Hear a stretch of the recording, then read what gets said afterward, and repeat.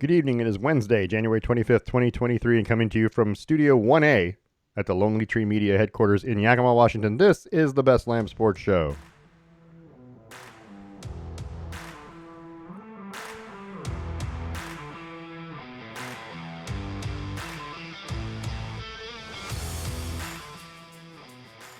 I'm your host, David Lamb. With me is my son, Parker. Say hello, Parker. Hello, Parker. Oh, what happened? Good Why day. did... Not thrilled with that. It was working, and then it wasn't. How you doing? I'm doing good. Okay, good. Haven't talked Getting to you in there. a couple weeks, so, well, not really. We haven't talked on the air in a couple weeks. I was going to say, we talk all the time. Yeah, that's true. That's a good point. All right, yeah. So we're on YouTube. We're on Twitter at Lamb Sports, on Facebook under the Best Lamb Sports Show. You can send us an email, lambsports@gmail.com. Don't forget that email address. It's going to come in handy later, lambsports@gmail.com. And please check out our webpage, which is just www.lambsports.com. NFL Conference Championship games are set for this weekend. Portland Trailblazers sinking to the bottom of the Western Conference standings pretty quickly. I'm not sure they'll get there because there's a couple teams holding them up, but we'll talk about that. Seattle Kraken hovering around first place in the Pacific Division in the NHL. What's up with that? And how come they couldn't do it last year? Is the question, right? Like the Knights did. Anyway, we're gonna talk about all that and more. Excited? Yes. Okay, good. I'm just checking. I want to do the trivia question first, though, before we get started, because it's NFL related and we're going to talk about NFL heavy. So, Best Lamb Sports Show trivia question brought to you by Stave & Stone Wine Estates and Hood River. Here it is. Ready? Yes. What is the NFL record for points scored by one team in a conference championship game? NFL conference championship game. 54. Okay, so all right, I'm going to write that down. 54. Actually, how many did the Chiefs score last year? Was that game like 35, 34 or something like that? Well, I mean, we're not going to talk about, right? We're not going to give any clues. Yeah, you can't give any clues. But I'm trying to think about what the score of that Chiefs-Bills game last year. Because that's... Give me a minute to think about it. Because that was a really good game. Right. Oh, geez, I can't remember. And they scored a lot. Yeah. I mean... I'll go up. What did I say? Did I say 54? Yes, you said 54. I'll stick with 54. And we'll say plus minus 3. Plus or minus So up 3. to 58, down to 52. I mean, it could be as high as or as low as. Yeah, that's fine. All right. Well, we'll talk about that. We'll give you the answer at the end of the show. All right. So, right. The first part of the show brought to you by The Range in Yakima. The Range is Central Washington's premier indoor shooting destination at 34,000 square feet. The Range is an all-inclusive facility offering firearm training, retail firearm sales and supplies, full gunsmithing and repairs, custom builds, and Cerakote services, all under one roof. Open Tuesday through Saturday from 10 to 7, Sunday 11 to 5. Go see our friends at The Range, 1701 Garrettson Lane in Yakima. The phone number, 509-571-1449. Make sure you mention the Best Lamb Sports Show. All right, let's talk about the NFL. Because we need to. And we had some divisional round, which I hate the name divisional round, even though it should be the division champions. It's not always, right? Yeah, because the wild card round can throw some things out of whack. Right. And it did. Well, it didn't, but it did. Well, it threw one out of whack. Anyway, that's not the point. Yeah. Point is, divisional round should be all the division champions playing, but it doesn't make any sense if they're not going to be all division champions. But that's just me talking. Let's talk about Saturday's games. Kansas City 27, Jacksonville 20. Biggest story from this game is Patrick Mahomes getting his ankle rolled on and having to leave this game. By far, biggest story in this football game. Right. I'm sure he's going to play. He was a full participant today. But his mobility and effectiveness are going to be in question, and you've got to believe that Cincinnati is going to send some pressure at him to see how well he can move, right off the bat. Right. Mahomes was 22 of 30, 195 yards, 2 touchdowns. Chad Henne was 5 of 7 for 23 and a touchdown. Isaiah Pacheco, 12 carries, 95 yards. Travis Kelce had 14 catches for 98 yards and 2 touchdowns. It never hurts to have Travis Kelce on your team. He's Louise. It sure doesn't. Trevor Lawrence was 24 of 39 for 217 yards, a touchdown, interception, sacked twice.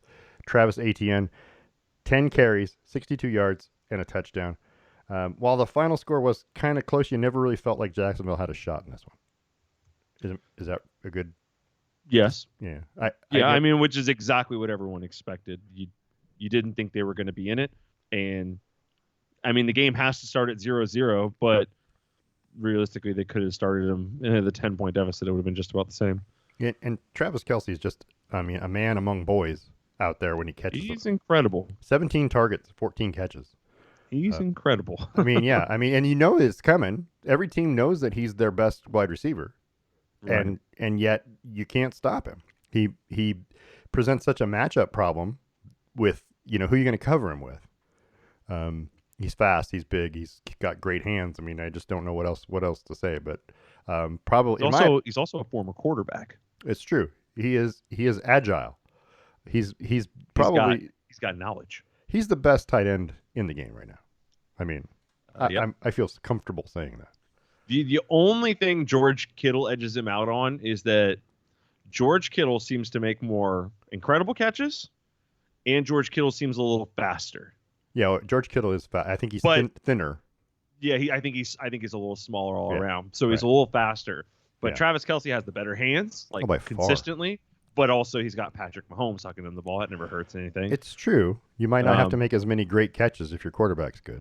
And Travis Kelce has the much, much, much better brain. He makes great decisions, one after another after another. A play is only 15 seconds long. Over the course of it, a 15-second long play, he'll make 7 or 8 good decisions that lead from a good block here to a good route over here to moving over here to positioning himself well here. Right.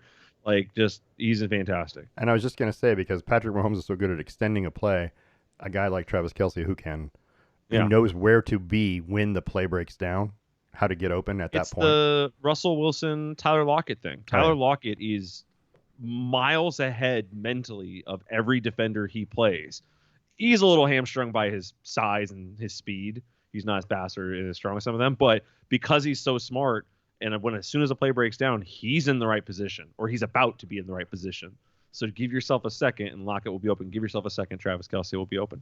Yeah, so Jacksonville had a good year. I mean, let's be honest, that's way above where anybody expected them to be. They overachieved, yeah. And some of that blame might be Urban Meyer, but hey, they're good years because of Urban Meyer. Kind of. They're having a good year because of Urban Meyer. Because he made a bunch of mistakes that led to him getting fired, and that was the best thing that could have happened to the team. Right, exactly. Yeah, he helped him out. And you get extra good draft picks when you're terrible. So he took himself out of the equation, and it helped him out immensely. It did. That was very, very selfless act by Urban Meyer. Really throwing himself on the sword there. His first one ever. Anyway, I feel like Kansas City, we got to see how healthy Mahomes is against Cincinnati because we'll talk about that in a minute. But I mean, I feel like that's all right. I got a lot of things I want to talk about, but I want to wait till we're done. So let's talk about the games that played first. Okay, here we go. So also Saturday, Philadelphia 38, the Giants 7. Mismatch right from the start. Philly scored a touchdown on 4 of their first 5 possessions, took control of this game. When they refer to a snoozer, this is what they're talking about. If you needed an afternoon nap, this is that game. And I did. Philly ran for 268 yards. Let me repeat that. Philly ran for 268 yards. Didn't use A.J. Brown and Devontae Smith. They didn't throw the football down the field for 1,000 yards. They ran for 268 yards. I was not expecting them to just run over the Giants.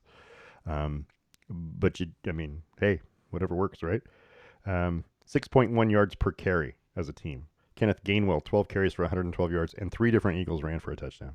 Philly defense made it uncomfortable for Daniel Jones all day, and they still managed to keep him from running the football effectively, even though he was under pressure and moving. Jones was 15 of 27, 135 yards, 1 interception, 5 sacks. He was hit 8 times by the Eagle defense. The Giants had only 227 total yards and 13 first downs, and the defense for Philadelphia looked amazing. But let's remember, this is still the Giants, and I'm not sold the Giants are the greatest team in football. If you shut down Saquon Barkley, what do they got?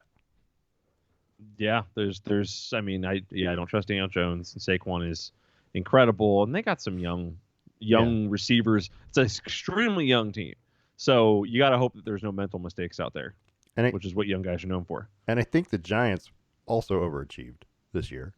They did. Yeah. That whole division Yeah.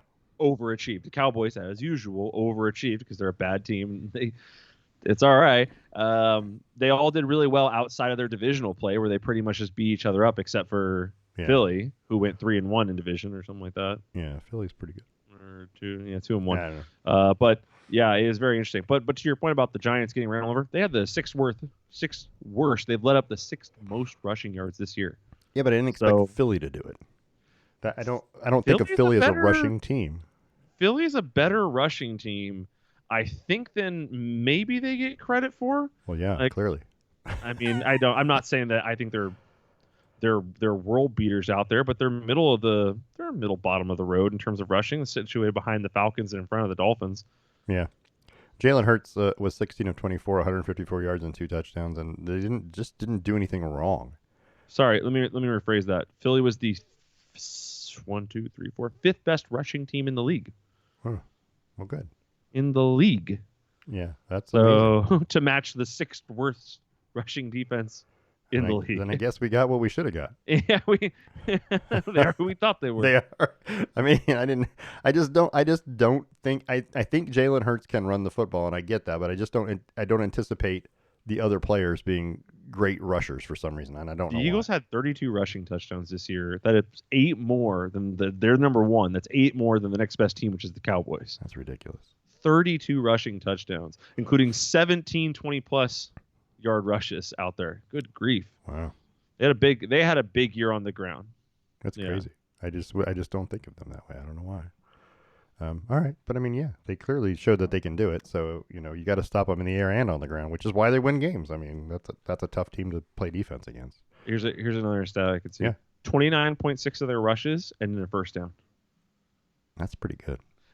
It could be a deceptive way of looking at it, because if you run once for 8 and then you run again for 3, you have a first down on 50% of your rushes. But I feel like if you're averaging about 30%, that's pretty good. That's pretty good. Yeah, it definitely keeps you up there. The only two teams that ran the ball better were the Ravens and, strangely enough, the Bills.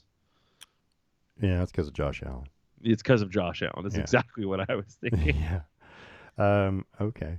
I mean, all right. So, I mean, the Philly did what we expected Philly to do. I wasn't quite expecting 38-7. I was expecting a pretty big win, but this was a very dominating win right from the get-go. And the Giants just never had a chance. Overmatched. Just like this, like Jacksonville really was overmatched, only this was much worse. So, anyway. All right, so let's go to Sunday. I think the Giants' game plan was terrible, too. They came in, they did not look well. They did not give Daniel Jones easy throws, and Philly might have taken them away, but I just think that they came out looking really flat, and sometimes when you do that, you get the results you get. Well, when you get 5 sacks and you have 8 quarterback hits, those don't count. That does not count the sacks. So those are separate. So you have 13 times where you hit the quarterback. Out of hold on, I'm about to look it up. The Giants ran 52 plays. So on a quarter of the plays, the quarterback got hit. That's a lot. That's asking your quarterback to just stand in there and take punishment all day long. That's rough. Keeping Daniel Jones in a bad position the whole game. Not so good. But anyway, interesting. It was an interesting game. I don't know. I feel like Philadelphia did exactly what we went to. I still think Philadelphia's really good. I just don't know how good. And I keep underestimating them every game. I think, and keep saying, I just really don't want to be on the bandwagon with Philly, but they're really good. So the Giants gave up the 5th most sacks in the league this year. Yeah, 49, tied with the Titans. Guess who number 1 was? Giving up the most sacks? Who got sacked the most? Denver Broncos. That would be the Denver Broncos. 63 quarterback sacks. Whew. 415 yards worth of sack yardage. Oh. Makes it hard to play quarterback. Hey, what do we call it? We call it the Bronco down, 2nd and long. Well, it's all good. So let's go talk about let's talk about Sunday. Bills. So Cincinnati 27, Buffalo 10. Joe Mixon had 20 carries for 105 yards and a touchdown, and it was the Bengals' ability to control the football, limit the big plays by Buffalo, that made this one really a blowout. Cincinnati had 30 first downs and didn't turn the ball over. When you're running the ball and passing the ball, when you're doing that much control, and the time of possession wasn't that way out of whack. I think Cincinnati had it for 8 more minutes. Yeah. But it wasn't that. It was just the way the game looked when Cincinnati had the ball. Excuse me. Didn't look like Buffalo could do anything with it. Couldn't stop them, really. Well, yeah, Cincinnati, coming into this game, they had the top-rated defense in terms of completion percentage. Yeah. So they were leading the league in defense completion percentage. So quarterbacks were not getting passes done.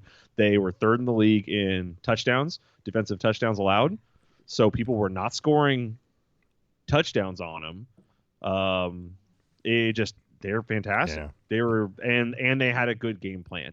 And the Bills are a boomer bust play team, and all of them bust. When I tuned, I don't know about you, but when I tuned in and I saw that it was snowing hard, I said, "Oh yeah, Buffalo's got this. This is Buffalo's weather, right? Yeah, this is good. This is going to be a Buffalo game." Yeah, it definitely seemed that way. They just didn't look right. The whole team just didn't look right. Like they weren't ready for this game. Yeah. So the Bengals had the 4th fewest sacks in the league this year, so them getting the pressure on him was pretty impressive. Big. Joe Burrow was 23 of 36, 242 yards, 2 touchdowns. Buffalo only rushed for 63 yards on 19 carries. That's 3.3 yards a carry. The Bills' longest run from scrimmage was 8 yards. It is hard to win football games if you don't get chunks at some point. In the running game, especially, because if you're only going to run for 63 yards, you're not going to win many games unless you throw for 500. So sounds right. Yeah. Anyway, they didn't look right. Josh Allen didn't look right. They didn't use him right, I don't think. That just all the kinds of things anything that could go wrong kind of looked like it was going wrong for Buffalo. They just never could quite get the momentum on their side, and it just never felt like they were in the game either. Yeah, so, and it didn't feel like they made any adjustments to figure out what they could do better. Right. They just kind of kept trying to do the thing, and it kept not working. To do the thing that we were doing before that worked. But whatever the thing was, they kept trying to do it, and it was not working. Right. And so them getting behind early by 2 scores meant that they were looking to push it. I mean, I guess it was 14-7 at one point. Yeah. And it was at the end of the half. So that game at the half was 17-7. Yep. And the Bengals came out, and the Bills came out, and they needed a touchdown. They needed a touchdown to start the second half, make that game 17-14, and really kind of put it on ice. Yeah. And they just settled for a field goal, and then the Bengals scored a touchdown, and then it was just all Bengals from then on. And the second half of that game, every time you watched the Bengals run the football, they just pushed Buffalo defense around. Yeah. Yeah, and it didn't even and it wasn't like the Bengals out-offensed them in some crazy way. No. This is a pure defensive effort. The defense won this game for the Bengals. The Bengals only scored 27 points against a team that averages like 32.5 points a game. Right. So you should have lost this game provided they could run their offense, which means that your defense did well, or better yet, which is what I'm thinking happened. I think the Bills lost this game. I don't think the Bengals defense is so good to overcome this in this way. You need a little bit of help from bad play calling, bad play management, Josh Allen making bad decisions. You need those things. Yeah. Even Stephon Diggs was pissed about it. Yeah, he was too, wasn't he? On the sideline, just angry. But I mean, I guess I like that. I don't like. It depends on how you present it. I mean, this is a playoff game, and they got bumped out last year, and they were angry about it, right? So, right. They wanted to win this game, and I get that, and I like the competitiveness. I understand the getting angry. If you do it all the time, it loses its effectiveness, right? If you're just angry all the time because your team. I mean, I'm pointing finger at you, Tom Brady, but there's a time and a place to get angry about this, and it's probably the right time to say, "Hey, listen, we got to do better than this because you can't keep this team together that long." Right? The Bills. You're going to start losing players here in another year or two. And you got to replace them with somebody. And, the longer Josh Allen goes as your marquee quarterback, the more money he makes. And, the longer you have Matt Milano and Jordan Poyer and those, Tre'Davious White, the longer you have those guys, the more money they're going to need to stay. Right. And it's hard to keep a team like that together. And they're a good football team. At times, the best football team in the league. But there are times like this where you just go, ew. Well, they were saying that outside of a handful of historically significant NFL quarterbacks, the time frame to win a Super Bowl is the first 4 years, or sorry, first 5 years of a new quarterback. Yeah. And this is Josh Allen's fourth year or fifth year. Yeah, he's right there, right? Yeah, he's right in there. Josh Allen was drafted in 2018. That First sounds round, right. seventh pick. So 4 years. He's going into his fifth year. Yeah. Anyway, so all right, the other game, and then Josh Allen's turnovers. Let's admit Josh Allen has been fumbling a lot. Yeah. He takes a lot of hits, so I mean that's part of this, but he fumbles at inopportune moments, and it's cost their team a couple of different times. It cost them that game against Minnesota.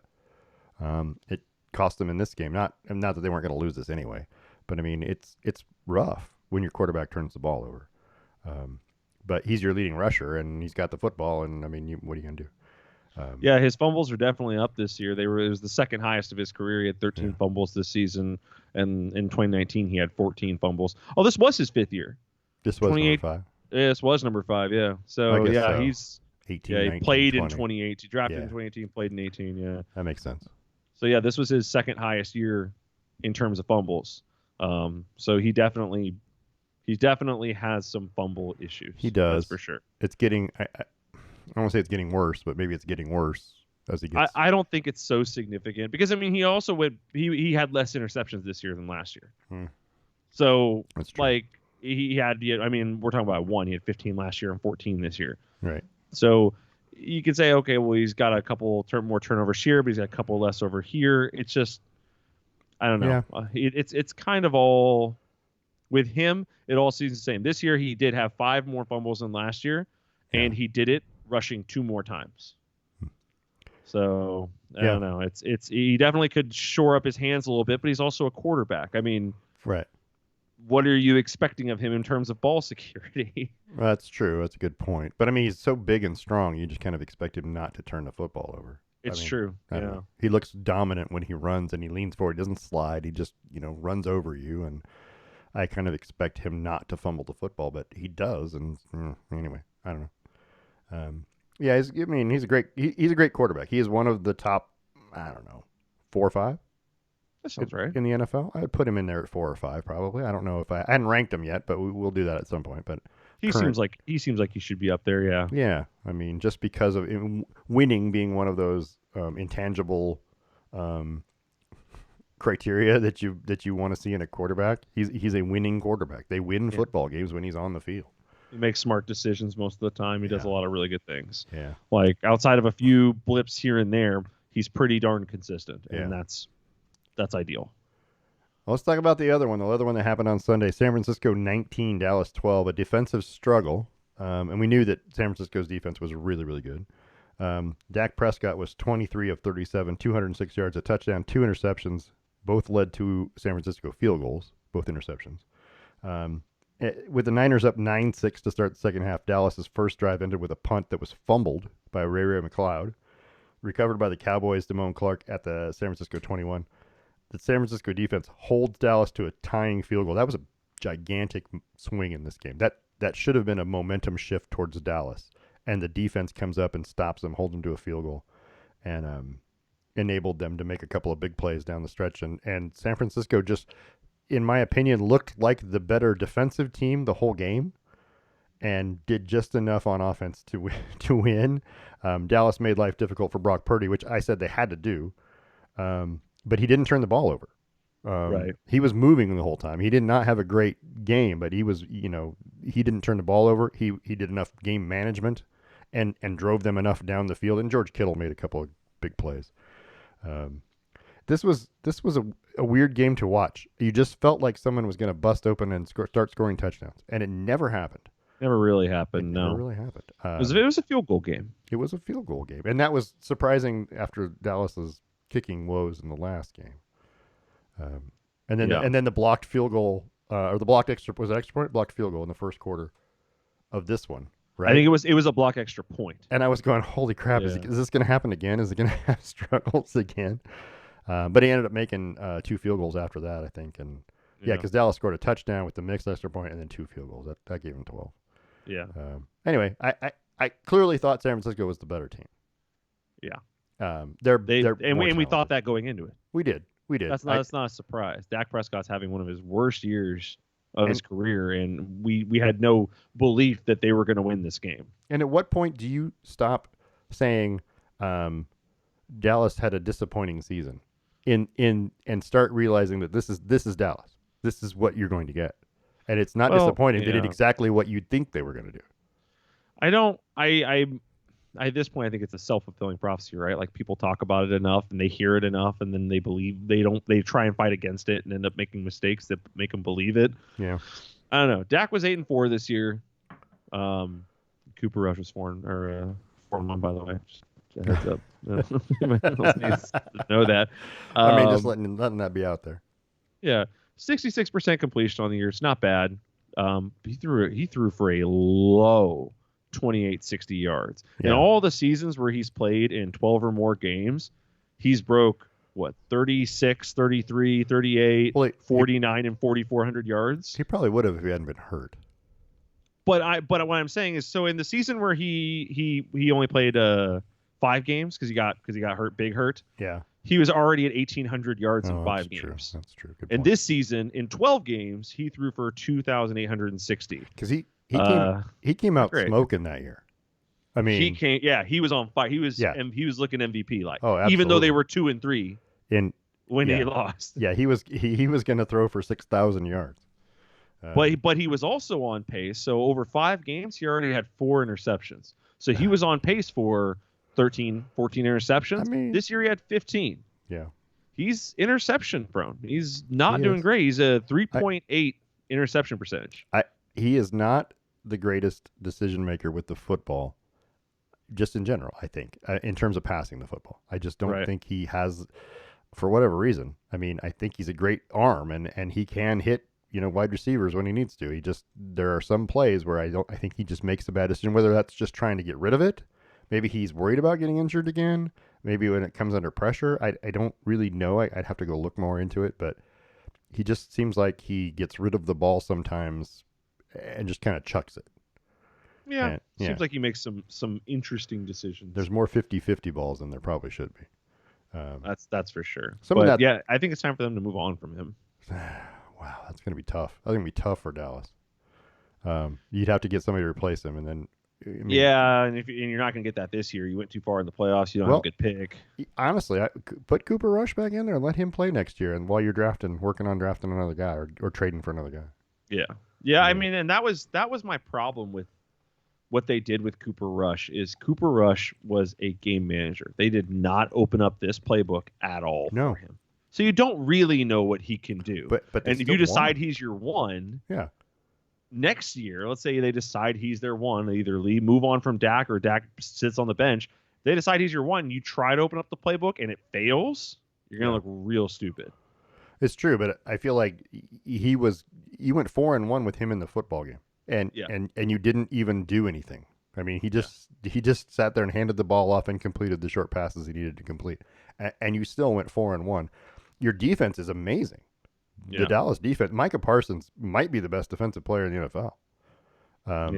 But Cooper Rush was only throwing 58% on the season, but he had a lower interception rating. Right. So, I mean, there's something to be said about it. But again, if you intentionally bench Dak, start Cooper, and it fails, you look dumb. Very dumb. You have no trust in the public. Yeah. How come versus when Dak gets hurt and you have to play Cooper. Right. Try and use him. See what he can do. This is the opportunity, because when the time comes that you might want to get rid of Dak, you're not left with a question mark on, can this guy handle the whole playbook? Yeah. But they wasted that time and just had him run simple plays and do very basic things, and Dallas as a whole stepped up around him. So. All right. Well, yeah. But also Brock Purdy, man. He's killing it. Brock 7-0. Nothing but winning, man. I mean, this is 7-0. This is classic, Nick Foles territory. This is classic. He's getting there, yeah. Classic. Step in, I don't know, and just win football games. That's all he's done. So he hasn't thrown a pick in the playoffs yet. 3 touchdowns, no picks. He's a good quarterback. I mean, he's not. I would not have expected that, honestly. I watched him play at Iowa State, and he was the beneficiary of a really good defense and a great running back in Brees Hall. But I don't know, man. Apparently, it wasn't all that. Apparently he's better than I give him credit for. Mr. Irrelevant. He's doing fantastic. And again, they're still not even opening up the playbook entirely for him yet. But you can see they're getting more and more comfortable with it. They've been in a couple close games where they needed something, and they've opened it up in those moments, and he's delivered. This is a team that has a very good defense, and Fred Warner and the other Bosa, and or is he the other Bosa or is he the first Bosa? I guess he'd be the first one. Nick? Nick is the second Bosa. Nick is the second Bosa? He's the younger one, yes. Okay. Joey was at Ohio State first, and then Nick was their second. So, the other Bosa. Yeah. The younger Bosa. I don't know. Any Bosa is good Bosa as long as they're healthy. As long as they're healthy, yeah. Right. Anyway, so and then, Pollard got hurt in this game, so that didn't help Dallas any because really he's their, Ezekiel Elliott should be their number one running back, right? But it was honestly Troy Pollard. All season. To start this season, Ezekiel Elliott was not their number one running back. They were up by committee, but it was obvious that they were leaning on Pollard more than they were leaning on Zeke. Yeah. He kind of went downhill super fast, Ezekiel Elliott, to me. Just seems like he's been tailing off, and you just like, why? What happened? I mean, why shouldn't you still be good? What is wrong with you? It doesn't seem to me like he went downhill really fast. I mean, his carries. So all right. So this year he had 876 rushing yards. Right. Last year he had 1,000 on just 6 more carries. So extra 130 yards on 6 more carries. Yeah. So there's definitely a drop off there. But his play-by-play usage percentage has dropped off big time. His yards per game in his first 3 years was 198, 95, and now it's down to 58. 58. So running backs have most running backs have a short window in the NFL. Right.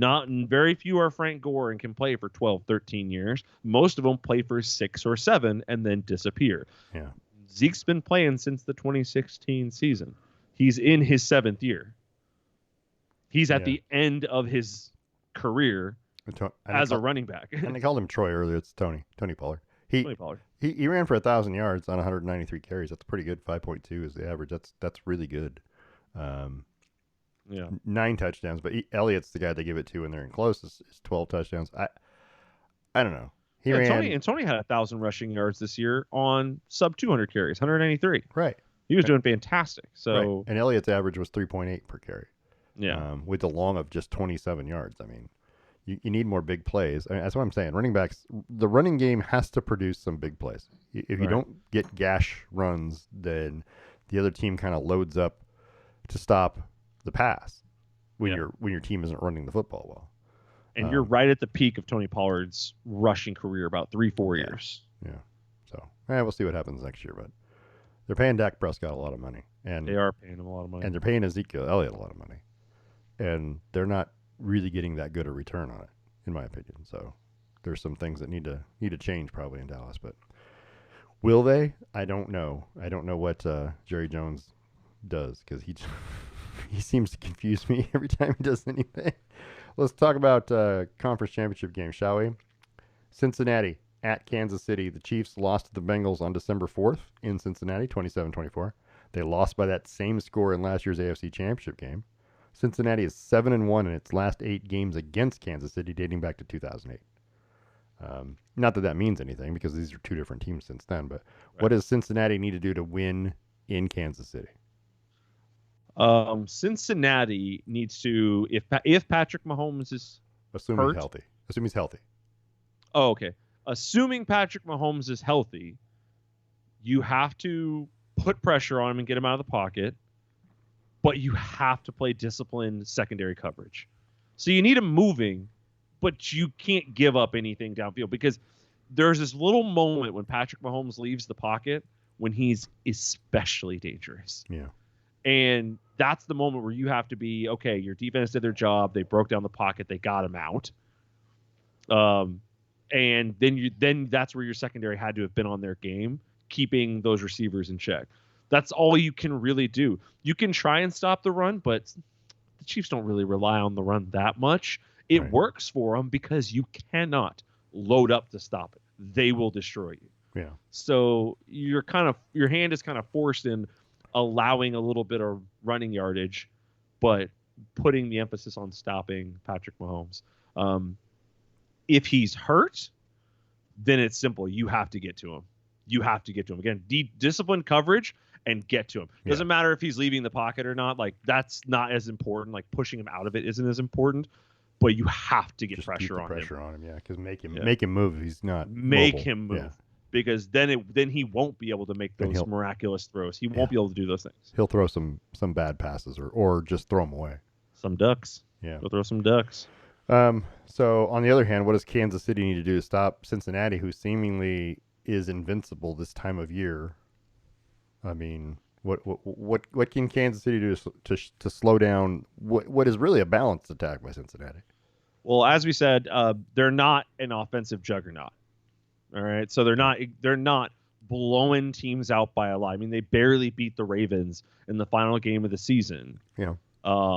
They smoked him in the first round of the playoffs, but they barely beat him in the final game of the season. And in this game against Buffalo, they didn't exactly. I mean, yeah, it was a big margin of victory, but it was closer than it seems. If Buffalo even breaks off one touchdown sometime in the third quarter, this looks like a very different game. 17-27 or 24 at the time, I guess it would have been. Very different game. So what you have to do to beat Cincinnati, you have to stop Joe Mixon. They are a classic run to pass team. It starts here, it goes there. Stop Joe Mixon and don't give up penalties on deep bombs to Jamar Chase. Jamar Chase is fantastic. He can do a lot of good things. T. Higgins is fast as hell too. So make sure your safety coverage is disciplined, but do not get penalized, because last year when they played them and they lost, they gave up 3 penalties of 60 yards. Yeah.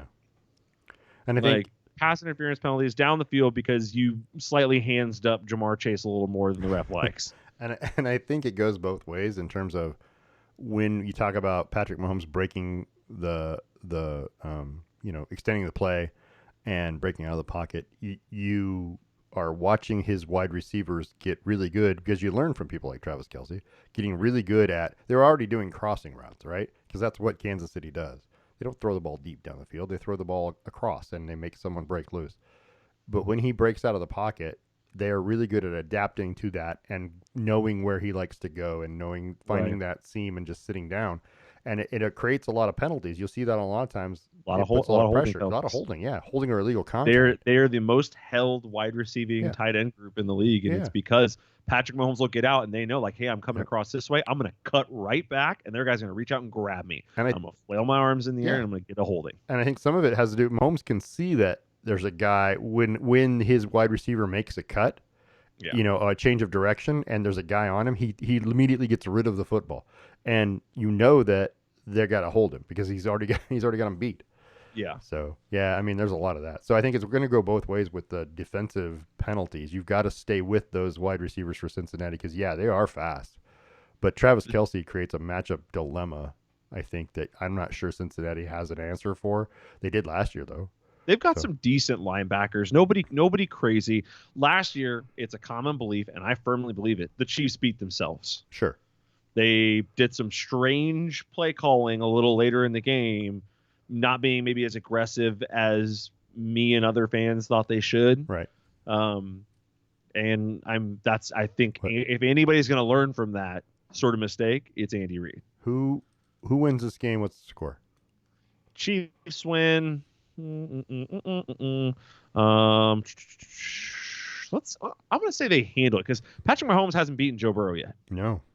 So I'm going to say they handle it. I'm going to go with 30. So it's 28, 35-17. Ooh. 35-17 Chiefs. I have Kansas City 24-21. Nice. A little tight game. Yeah. And it's funny because if you look on ESPN, let's just talk about ESPN. If you look on ESPN, their matchup predictor, which I hate, by the way, says Kansas City has a 65.5% chance to win this game. And Cincinnati is a 1-point favorite. I'm not sure how that happens. Well, the betting odds. Well, right. and the matchup favorite on ESPN aren't necessarily linked. I Well, think. and I get it, but it just seems odd that everyone who's putting money down will tell you we're betting on, not everybody, but I mean that's pretty tight. 1 point. Let's admit it. But one point's a wash. One point's a wash, but still, it opened at 2.5, or sorry, 3.5. Yeah, that might have been a good line to take. Yeah, if you got that at 3.5, you're doing well. But I think I think this is what the bettors are saying is 50-50. This is a toss-up game. But ESPN says, nah, Kansas City's got this. Yeah, I don't feel like that's necessarily true. I feel like if Kansas City plays their game, sure, it doesn't matter what game Cincinnati plays, they'll win. I mean, and let me just ask this. This is the gray part of me that would say this. I mean, if you get near Patrick Mahomes' ankle and you happen to roll up on it, Cincinnati's thinking it probably. I'm just saying. I'm not saying there's not a bounty out there. They're gonna work to protect him, and that's why moving him so important. Absolutely, because he's gonna be cautious. Travis Kelce has 110 catches for 1,338 yards and 12 touchdowns this year. The dude's incredible. That's for a tight end. I mean, and he's only really a tight. I want to say he's only a tight end in name, but he's a good blocker and he's a very good player. I mean, just in general. And that's amazing. Jamar Chase has 87 catches, 1,046 yards, and 9 touchdowns. The leading wide receiver for Cincinnati is 300 yards behind Travis Kelce and 23 catches behind him. Yeah. It's just crazy how good Mahomes and Kelce are together. Anyway, 41 touchdowns for Mahomes this year. He's incredible. All right. So let's talk about the other. What else we got? Let's talk about the other game. San Francisco at Philadelphia. Oh, by the way, AFC Championship game, 3:30 p.m. on CBS, and you're going to get Jim Nantz and Tony Romo. Yes. San Francisco at Philadelphia. The Niners lead the all-time series 20-14-1. San Francisco won the last meeting between the two, 17-11 in 2021. That's the last time they played. Not that any of that means anything because we got different players now, right? Well, Jalen Hurts was there in 2021. But I think that was Jimmy Garoppolo over Jalen Hurts, 17-11, which is a classic Philadelphia score at this point. I mean, they're a classic San Francisco-Philadelphia score because I think this is going to be another defensive struggle. And the team that can score 2 touchdowns might win this game. That sounds about right. That's just me talking. So here's the same question about this game. What does San Francisco need to do to win this football game on the road at Philly? Run the ball well. Run the ball well and put Brock Purdy in good positions. Not necessarily throwing deep throws, not necessarily doing anything too crazy, but just set up second medium, second short. Yeah. Don't give him a 2nd and 10. Don't. Right. And that's also on the coaching staff. Don't get him sacked on first down and make this 2nd and 15. Smart play calling. Smart play calling. Get yards on first down with the run. Stop leaning on Elijah Mitchell on first down. What the hell are we doing? I get it. C-Mac can't run every play, but damn, he could. I guess. Until he gets hurt. It back to Debo. I don't care. I'm tired of watching Elijah Mitchell on first down. I thought Debo was a great runner. He's fantastic. So everyone freaked out about him getting hurt in that one game. Like, stop running your receivers. Like, shut up. They're assets. Right. They are assets. And if this is how he adds value to the organization, then who cares? Right? He knows his lifespan as a running back is much shorter than his lifespan as a receiver. That's why he doesn't want to do it. But no, C-Mac needs to run the ball well, and he also needs to get open on pass plays, especially anything for like 8 to 10 yards, that sort of deal. Lean on those screen plays because their defensive line is big. Their linebackers are big. They're built to stop the run. Yeah. They're not going to get outside as fast. Right. Especially not as fast as Dallas, who has quite a bit of speed at the edges. So I would lean on the run though. That's the big one. I want to say Philadelphia led the league in interceptions this year. I think they did, yeah. So you might not be downfield that you're talking about, but yes, the screen passes, the quick passes, the slants, the things that crossing patterns short might be your way you beat Philly. If you can run the football, that's also a very good way. Being fair, I watched one game where Philly got, I think it was 2 or 3 picks. Yeah. And all 2 or 3 of them were like tip drill ones. Right. So, but you still have to be there to catch it. You still got to be in the right position. I'm not saying you don't. I'm not saying it isn't impressive. They had 17 interceptions this season, 3 against Minnesota, 3 against Dallas. Right. So there's 6 of their 17 interceptions came in 2 games. I get it. Yeah, I'm just not. Right. I'm not that high on their defense. I hear you. I hear what you're saying. I feel like they're, again, I feel like I've been underselling them. I feel like they're better than I give them credit for. I haven't wanted. So here's it. All right. Are we at that point? Well, hold on. First of all, what does Philly need to do to beat San Francisco? The same deal. Philly needs to be able to run the ball. Yeah. Because that's kind of their bread and butter. They have decent receivers who get open, so you're not really worried about them, except that Fred Warner can freaking run with any wide receiver, which is chaos. He's a ridiculous specimen, isn't he? Fred Warner is my favorite linebacker in the league. Yeah. He's incredible. Like watching him in the other game run with CeeDee Lamb and break up a 50-yard pass. And it wasn't that underthrown. No, a little, but crap. Not much. Yeah, he went from flat foot to running full speed with CeeDee Lamb down the field and broke up a play. I couldn't believe it. But you need to run the ball well because their defense is built around pass rush. Right. So you got to be able to exploit that and get big first down gains and things like that. Jalen Hurts has been proven himself plenty capable of handling any. If if it's 2nd and 5, 2nd and 6, he can still handle it. And you need to lean on his legs too. Yeah, those are the big deals. He's a better quarterback than I give him credit for. Also, 2 teams were tied for the league in interceptions this year, and one of them was San Francisco, and the other one was Steelers. Oh, tied for the lead. Wow. Tied for the lead. Yeah, the Eagles had 7. The Eagles were tied for 3rd place with 17. And I felt like I looked this up, but I feel like the Eagles led the league in sacks. That might be true. Yeah. So when you combine the sacks and the interceptions, they're like, that's a rough defense. But San Francisco probably right up there too. These are the top 2. These are defenses number 1 and 2 in the NFL and going to play each other. So if you were looking for something that is a 40-point game, this is not the game to watch. You're not going to see that. What's your prediction for this game? Score? Who wins? Much, much closer. I would say 27-24 or 30-27, something like that. I still think it's going to be a little higher scoring. I don't think it's going to be a super low scoring game for Philly. Going with Philly. So wait, sorry. San Francisco, not Philly. Because I have San Francisco and the Chiefs in the playoffs. Okay. I feel like this is going to be lower scoring. Ooh, I know. Defensive game. I do. I am going to go 16-13 Philadelphia.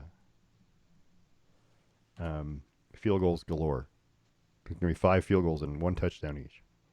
And it's going to come down to the end of the game, and maybe San Francisco has a chance to tie it and send it to overtime, but they miss or something. Who knows what? Or maybe Philadelphia scores the last field goal. I don't know. But I feel like this is going to be a tight game all the way through with neither team kind of bending but not breaking. Yeah. Yeah, that kind of thing. Anyway, I don't know.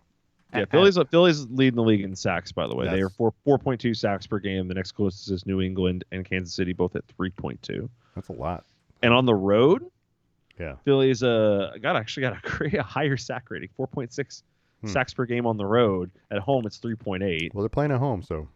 I know, so they won't get as many sacks. Well, I mean, they get home. When you get home cooking, you get a little chubby.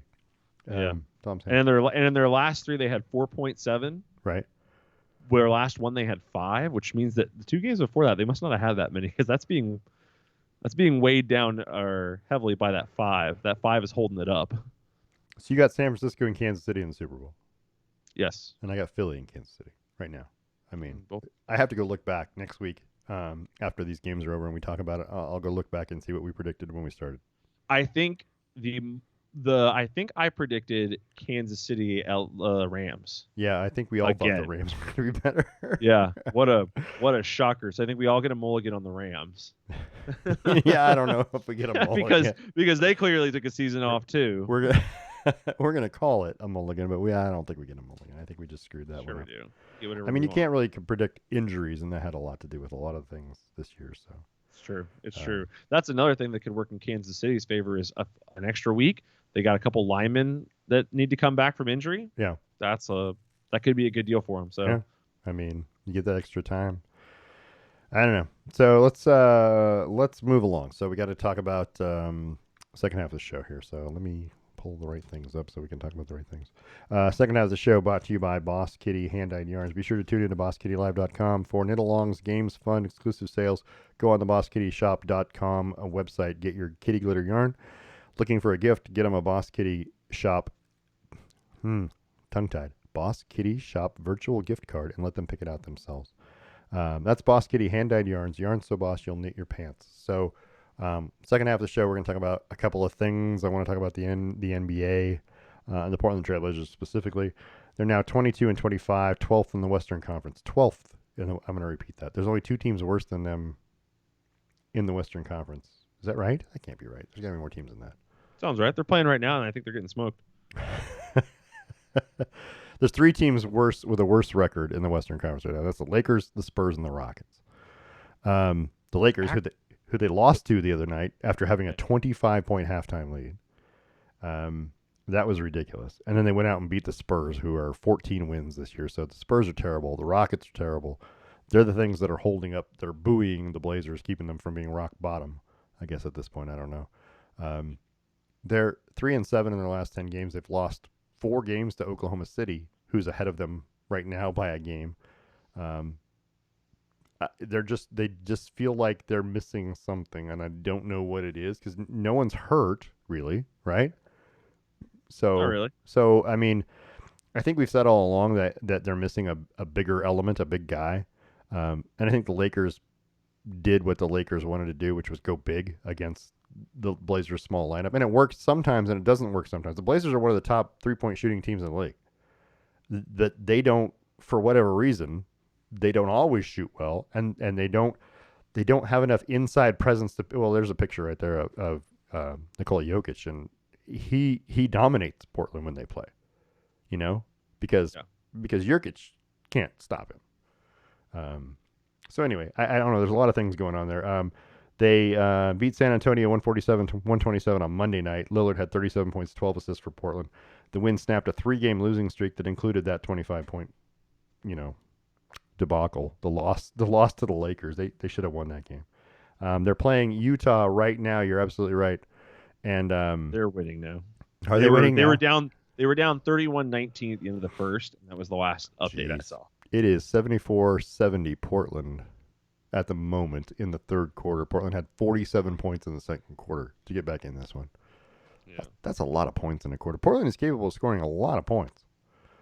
Yeah, and I think in the Laker game, they had a similar type deal. They had 45 points in the second quarter against the Lakers. And in the Spurs, they have 45 points in the third quarter. So they can do it. Yeah, they can. They don't. And this is a team that started 9-3. So let's be honest. Since then, they're 13-22. And also, they're playing another team that started super hot. Super hot, yeah. Yeah, Utah is 25-25 at 500. And even Portland right now is still only like a game and a half or 2 games tops out of like 6th place in the West. So they're not like way back. It's just like you don't feel they can make it up. It feels like every time you turn around, okay, they got to win. They got a loss. And then another loss. And they got to win. But if you're going to win 1 out of 3, you're gonna finish way down there, and I don't even know if they'll make the playoffs or the play-in, or whatever it's called. Well, they're coming up on the decision whether they want to here soon enough. Their division, the Denver's leading their division at 34-15. Yeah, and everybody else is 500 or under. Yeah, everybody else within a game. So they're only a game and a half behind Utah and Minnesota for second in the division. That's crazy. It's insane. The West is extremely snug right now. It is. But that's why games against Dallas or against the Jazz like this are important, because this moves the Blazers half a game up. This moves Utah half a game down. Right. Yeah. And it's really important. But so we'll see what's going to happen this year. Let's talk about the current NBA standings as it is right now, just for fun. Let's talk about the Eastern Conference. We haven't really talked about the NBA much this year. Boston Celtics lead the East 35-14. They're ahead of the Sixers 31-16, and the Bucks at 31-17. You can throw the Nets in there if you want to as a contender in the top 4. I feel like there's those top 3, and then there's the Nets, the Heat, or the Nets, the Cavaliers, and then the rest of the teams. You know what I mean? Miami Heat Yeah. could be in there, but I don't know. I just don't feel like they're the team. Philadelphia's hot right now, 8-2. They've won 6 straight, making a run at Boston. But Boston clearly the cream of the East. Who surprises you in the East when you look at the standings? Is there a team that you go, that's kind of weird that they're there? It's kind of weird that they're there. Yeah, weird where they are. It's like does it surprise you that they're bad or surprise you that a team is good? The East kind of looks like I expected the East. Maybe the Atlanta Hawks being at 25-24. I expected them to be a little better, but maybe not. Miami, I think should be better than they are. They didn't really turn over many people from their team, and yet they're 6th. Yeah. I don't know. I feel like they should be still in like the 3rd, 4th spot like they were last year, but if they were in the West, not. They would be. Yeah. Toronto's pretty surprising that they're having as bad a year as they are, but honestly, I don't know how surprising that is. Toronto's outscoring their opponents, and they're still at 21-27, which just means that they're winning big when they win, but they're losing a lot of close games probably. Yeah, those are the 2 most surprising ones to me. All right, and if you look at the Western Conferences, Denver at 34-15, Memphis at 31-16. Those 2 teams are kind of in a class by themselves. You have Sacramento, who, if we're going to talk about surprising teams, yep, that's the one That's one I would say. That's I would even say New Orleans being in the 4 seed is kind of surprising. Yeah, New Orleans isn't. New Orleans is only 3 games ahead of Portland in 4th. You know what I mean? Yeah. They're only 1 game away from being in the play-in part. And that's only because they're on a 6-game losing streak. And that's true. They have lost 6 straight. Phoenix is also a team that I expected to be better than they are right now. 25-24 is kind of rough. But they've won 4 straight to get there. So they were a team that was 21-24. I don't know. How do you feel like does Portland have a chance to get into? I mean, get in a playoff in the play-in. I'm sorry, would be fairly easy. They may even finish as high as 6th or 5th because these teams are not that far apart. But I don't feel that. I feel like they're going to be struggling to be 10th or 9th. And is that a spot you want to be in, or do you have to make that decision here in the next 5 or 6 games? Because we've already played 47 games. You got 35 left. You got to make that decision pretty soon whether you want to tank the rest of the season, right? Right. And fight for that 5th or 6th, a chance at 5th or 6th because of the way the NBA does it. Draft pick. I don't know. It puts you in a tough position because you're just not. You're in no man's land. Yeah, no man's land. That's the Blazers for the last however many years. Yeah. Chauncey was supposed to fix that. Right. Jeremy Grant was supposed to fix that. A tank year was supposed to fix that. Even when we tanked, we still ended with the 7th pick. Right. Like damn lottery system, man. I'm telling you, it's garbage. Yeah, they got to get rid of the lottery system. It needs to be best team picks last, worst team picks first. Period. It encourages tanking. Yeah, but what are you gonna do? But the other way is not better, where when teams that need help can't get it because they keep falling or because a ball drops and now you're picking 7th and it's like, damn it, there's nobody at 7.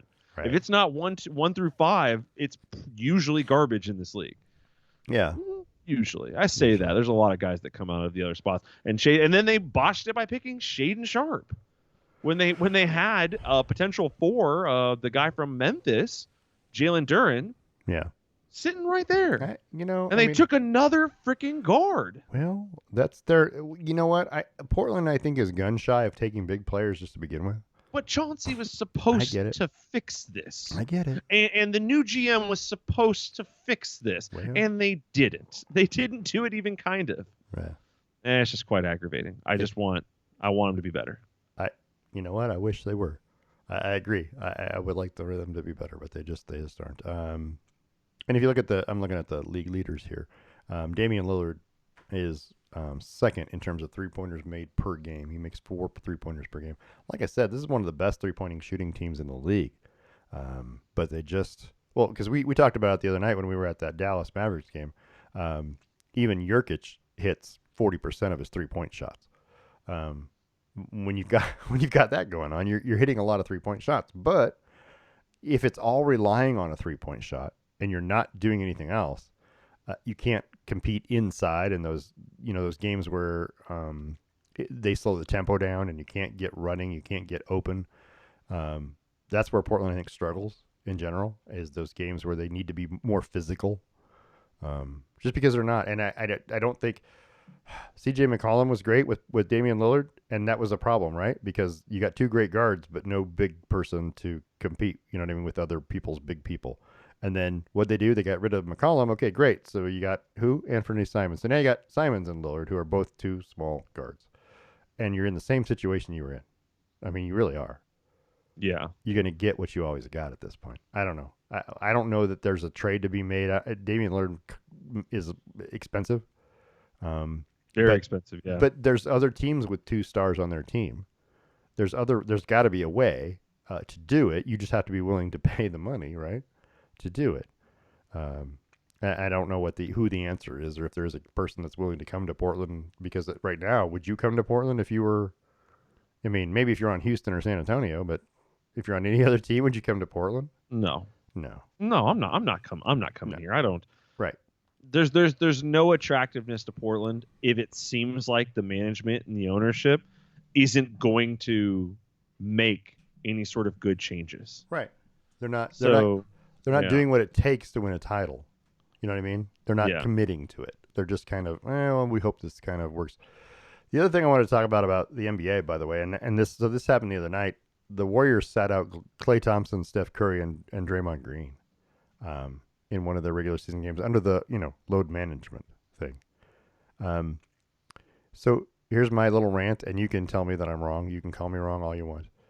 I want to know how many minutes a player plays in a season.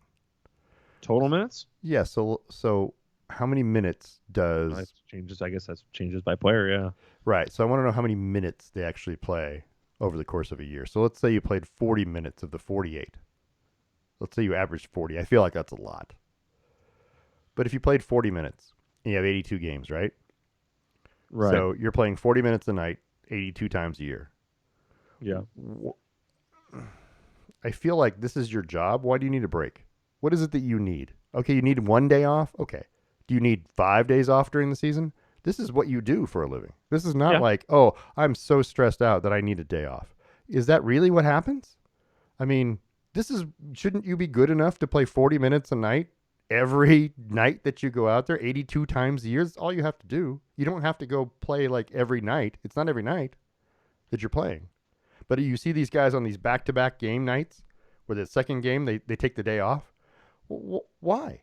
You're too tired? Well, the rest of your team's not tired? That you're just managing your star for the end of the season for the playoffs. Is that what we're doing? Well, you might not get the playoffs if you don't play your star during the season. It's weird to me. It just feels weird. Well, the couple things I would say back to that are, one, you're not just playing those required 3,280 minutes. Right. All right. You're also practicing. Sure. 3 times. So say you play 3 games in a week, you'll probably practice 2 times. You'll have 2 days off somewhere in there. Also on game days, you practice usually. Yeah. You come to the gyms and practice. So that number that's 3,280 minutes playing basketball is probably more like, 15,000 minutes playing basketball. Yeah, maybe. But hold on, and even then that's not that much. Right? Like it's not a ton. But I don't think 60 minutes of practice is anywhere near 40 minutes of game time. You know what I mean? 60 minutes of practice. Intensity-wise? Yeah, intensity-wise. No, and I can't gauge intensity because maybe DeAndre Jordan does practice like he plays, might. But maybe LaMelo Ball doesn't. So we just have to assume that a practice minute and a game minute, let's say practices or scrimmages, we just have to assume that those are those things. Yeah. Because usually you practice and then shoot-arounds on your own time. That's true. Weights are also another thing that we're not considering. That's usually a different set of the time. That's not part of practice. That's usually you go weights, then you go do practice, and then you do your shoot around afterward. So I got to watch college guys who would only play in 30 games a year, 32 games a year, something like that. 30. But I got to watch them be in the gym, essentially doing work 5 hours a day, 6 hours a day. Sure. Sans travel days and things like that. And I get that. But well, there's more to it. So they're doing that, right? They're Right. already doing all this physical labor, Right. all right, all the time. And yes, it's their job. They should be well conditioned for it, right? Yeah. It happens. So then there's 3 or 4 other things. Number 1 is scheme. You don't always need to play. We don't always need you to play. Sometimes we need him to play. Sure. We don't always need Ant. Sometimes we need Josh Hart. We don't always need Josh Hart. Sometimes we need Gary Payton. So your minutes go down, right? Yeah. So guys who play less minutes, that might be part of it. Maybe you're not playing a full 40, per game. Maybe you're playing 32 per game, and that's because you play in a division that doesn't necessitate your presence at all times. As a matter of fact, it benefits the team for you to not be on the floor a little bit to bring in other people. So that's one of them. Another thing is injury rehab. I'm not talking about injury prevention. I'm talking about injury rehab. People come back from injury and are on minutes restrictions while they play. So that happens too. So there's another reason why somebody's minutes would drop. Yeah. Another one is meaningless games. Sure. A giant, long NBA season is full of a whole bunch of games that don't matter. Are they? But are they though? Hold on. Let's back up. Kinda. Let's back up. Back up for that. Just here's my rebuttal to meaningless games. At the end of the season, you finish a game out of first place. Uh-huh. Because you took the night off against Houston and you lost to them. Right. You could have won that game. But it was meaningless, quote unquote. It isn't meaningless at the end of the season if you lose by 1 game. It isn't meaningless. It could have been the difference between you getting a home court advantage and not getting a home court advantage in the first round. Every game is important. Wouldn't you not like to go 82-0? Wouldn't you not try to do that? I'm sure you would try, but is it realistic? Is it necessary? No, but 70 wins, sure. 60 something 50. wins. You need 50 wins to get in the playoffs. Is kind of the benchmark. If that's what you're so after. Other games don't really. No. Yes, that is what everyone should be after. Is to at least get in the playoffs. If you can do better, great. All right. But Okay. And if on the way to 50 wins, you find that you get there quicker and you got 30 games. You did it in 50 or 50-0. And you got 30 games left, guess what? You're probably going to get to 60 or 70 wins. But if you want to be but it doesn't happen often. If you want to be the number 1 seed, get home court advantage and have that, you know what I mean? Everything goes through you. You need 60. You're going to need 60 wins. Yeah, about that. Absolutely. 60 Yeah, wins. about 60 wins. Yeah. You need 60 wins. So you got about 20 rest games. Yeah, but I mean, assuming you win every game you play. That's what I'm saying though. If you finish 60-22 and the other team finishes 61-21, then you took a game off you shouldn't have taken off. You lost the game. So the question is, how many games are players allowed to take off? Well, my point is, you're getting paid they shouldn't take any. You're getting paid to play 82 games, aren't you? Why am I paying you to play 60 games? You're getting paid to do what the team asks of you. I get it. What I'm going to ask you to do is play 82 basketball games. What you as a fan are asking you to do, and you as the owner of a team that doesn't exist. What I'm saying is Greg Popovich is the coach of a team and was the one who kind of pioneered load management for his players. And my man's got a whole bunch of titles to support the theory. I got it. And that's because of the way. Yeah, and I get it. I understand what you're saying. What I'm saying is I'm paying you to win basketball games, not sit on the bench. That's not what I'm paying you. No, you're paying them to do what the coach and the GM says. I'm paying the coach to win basketball games. You're paying, yes.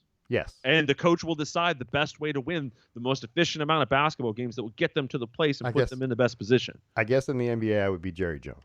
Yes, you would. And I would come out and I would tell you that I'm paying you to play 82 games. If you can't play 82, you would not be able to attract free agents to save your life because no one wants to play for a dictator.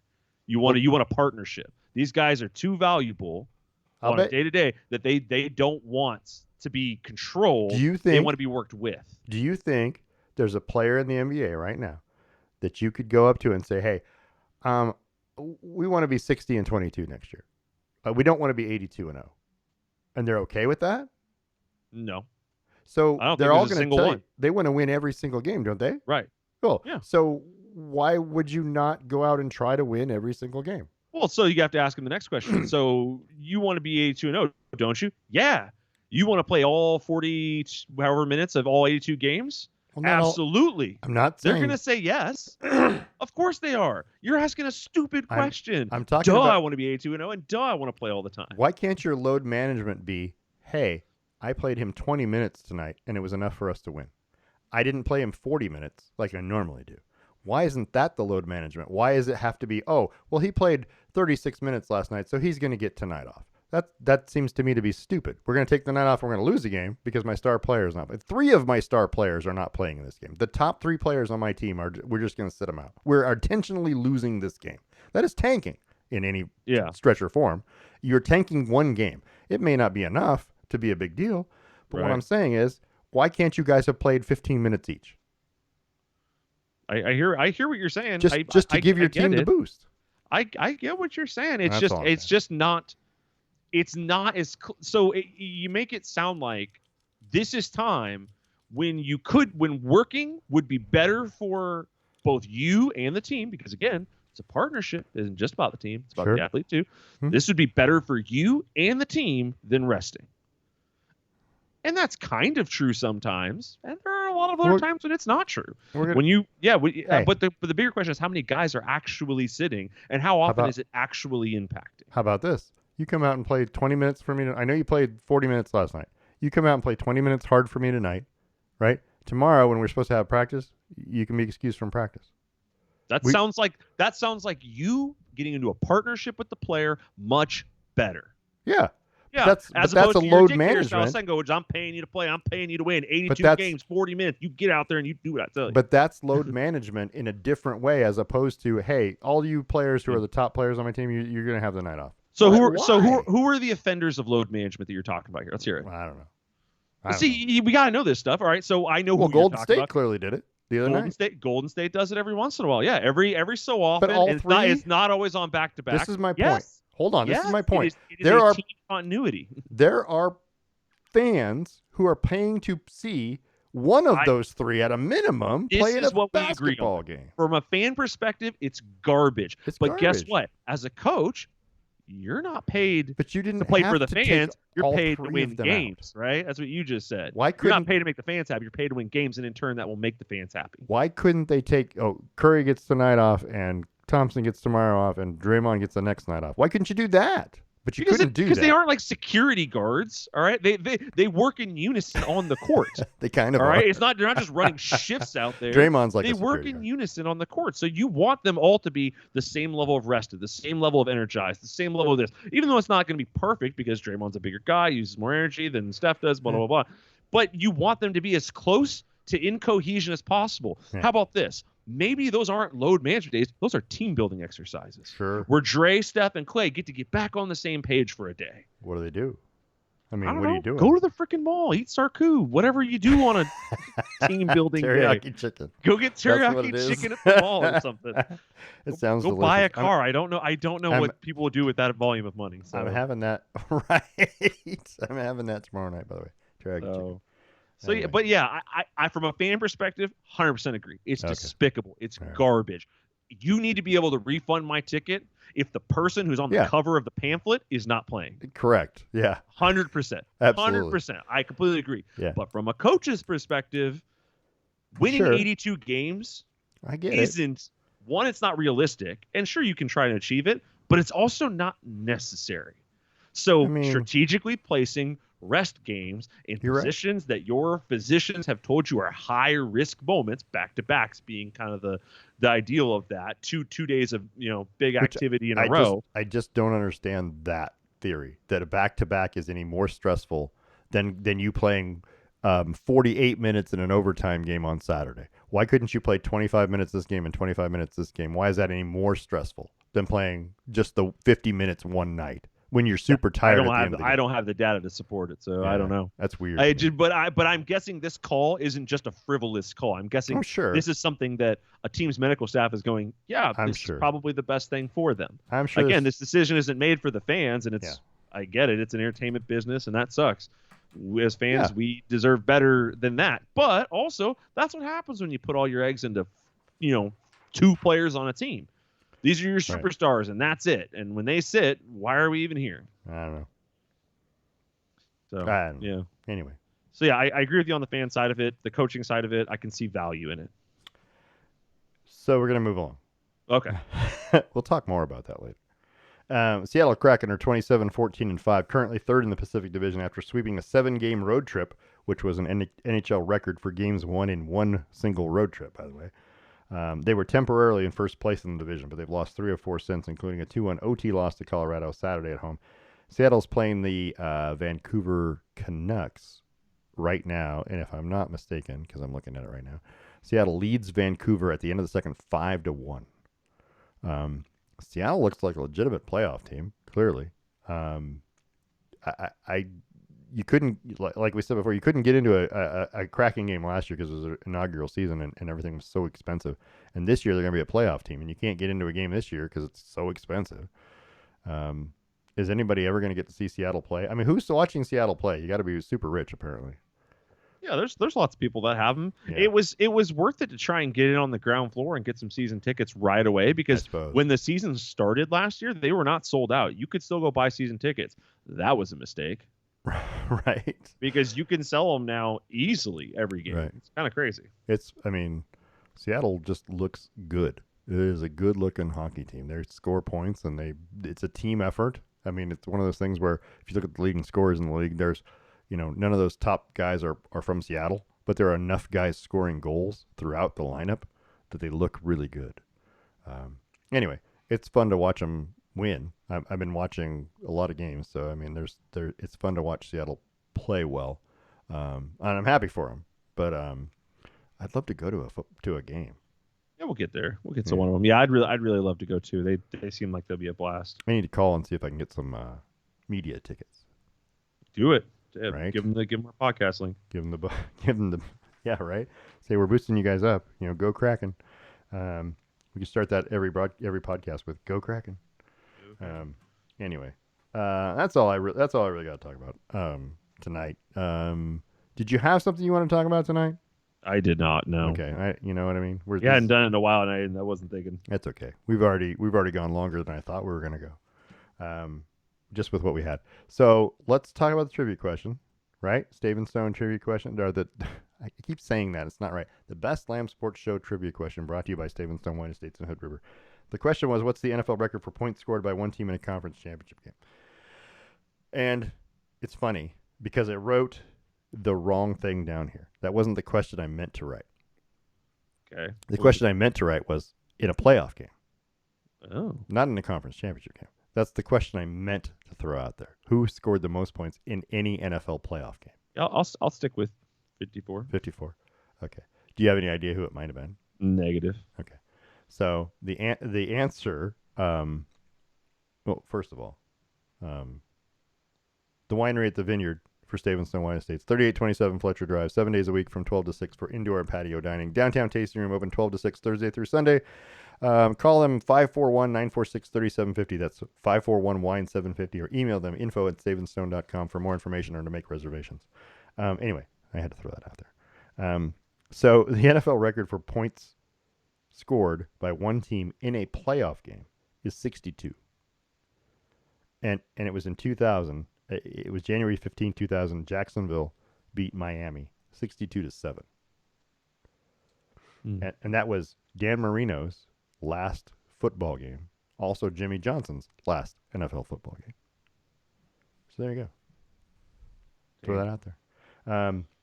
Then the conference championship, I don't know how I wrote it down as conference championship. I think that's what I was looking up to begin with. And then I decided, that's not really what I want to look at. So the answer to that, hang on just a second. Let me look. Just because I can, right? And I know that at some point in time, the Falcons beat the Packers 44-21 in an NFC championship in 2016. Wait, the year before, Carolina, 49. There you go. 49-15 over Arizona. That was the 2015 NFC championship game. 49 points. So you're close with that one. The AFC championship game, a little bit different in that I'm still looking. I'm nearby. That's all right. I'm still looking. So the Chargers in 1964 beat the Boston Patriots 51-10. FYI. That was an AFC championship game back when the AFC was brand new. So 51 points would be the answer. So you're pretty close. And then the Buffalo Bills beat the Raiders 51-3 in 91. So it's twice 51 has been the high in the AFC. There you go. So That's a lot of points. 51 points. If you're putting 50 points on a team in a championship game, conference championship game, I find that kind of ridiculous. That's a super duper mismatch. But anyway, there you go.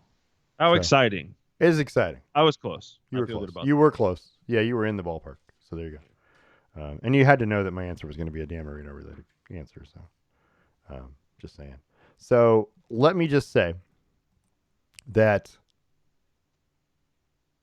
how would you guys feel, listeners, about getting a Best Slam Sports Show mug, right? Absolutely free while supplies last, right? So you're going to vote, Parker. You're going to get the vote on this. So can you read it? Kind of. I can see it. It just Okay, says good. Best Slam Sports I'll Show. flip it over. It matches the logo. It's up in the left corner. There you go. So here's what I want. While supplies last, send me an email to lambsports@gmail.com and include it in the body. I want you to, one of these three things. Parker's going to take the vote here. What is it, Parker? So I want either them to say, I need a mug, or mean mug me, or I want to be mugged. I want to be mugged. I want to be mugged. I thought that was the best one. That's the best one. Yeah. Right. So send an email to lambsports@gmail.com that says, I want to be mugged. And with your name, address, phone number, if you live in the U.S. or an APO, I can send it there. Send it to you free of charge. The mug is free. The shipping is free. While supplies last, I've only got a limited number, but I will reply to every email. So anybody who has an email, just send us an email to that address that says, I want to be mugged, to lambsports at gmail.com. And I'll send you a mug. Look at that, free of charge. So there you go. That's our first promotional giveaway. And then I've got a couple that I'm saving for trivia question answers at some point. So pretty Sounds exciting. like a deal. It is. I mean, a free mug. What more do you want out of life, right? So with that being said, we are at the end of our show. I got no music. There it is. Somehow or other, if you're moving the slider while you touch the button, it doesn't work. Patience. I mean, I got to be better than that. We got to be better than that. Anyway, so that's not a big deal. Again, we're on YouTube every week. We're on Twitter at Lamb Sports, on Facebook under the Best Lamb Sports Show. You can email us lambsports@gmail.com with I want to be mugged, right, for the free mug. Or just email us and tell us what you want to hear or what you like about the show, what you don't like about the show. We want to thank our sponsors, the Range in Yakima, Boss Kitty Yarn, Stone Wine Estates in Hood River, and all of those sports entities that I normally thank. I'm not doing it tonight. just letting you know, I don't really feel like going through all that. Yeah, I know, right? But we'll be back next week. We're going to talk about the conference championship games. We're going to talk a little bit more in depth about some NBA things. We might recontinue this discussion about load management, and I might look up some things just to see who we're talking about, who the biggest offenders are. But we also want to talk about name, image, and likeness, national letters of intent. We're going to talk about a number of things next week. We're going to open it up because we've got less football to talk about, so we're going to have more time. So anyway, I want to thank everyone for listening. Again, this is posted on YouTube every week. Tell your friends, hey, go on there under the Best Lamb Sports Show. Just search that, and you can find all the shows. They're all posted on there. Thanks for listening. This has been a Brain Rock production, a division of Lonely Tree Media, LLC. Thanks, and we'll see you next week.